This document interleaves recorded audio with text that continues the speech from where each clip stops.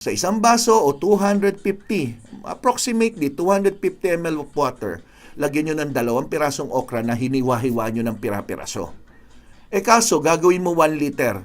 Di kung 1 liter, lagyan nyo 8 piraso. Ibabad nyo overnight, pwede pong ilagay sa refrigerator or ilagay nyo lang sa room temperature. Kung ayaw nyo malamig, di lagay nyo lang dyan sa tabi. Kung gusto nyo na medyo masarap inumin, malamig, pwede nyo ilagay sa rep. Ideally, mas maganda 24 hours nakababad. Pero may iba namang gumagawa kinabukasan lang or overnight. So ginawa nila na alas 7 ng gabi, ininom nila alas 7 ng umaga. Pero mas maganda, alas 7 ng umaga nyo ginawa, inumin nyo kinabukasan ng alas 7 ng umaga. Anong gagawin? Di habang nasa rep, pwede yan tumagal hanggang 3 araw. Okay, maximum 3 araw. So, inumin nyo isang baso or 250 ml nung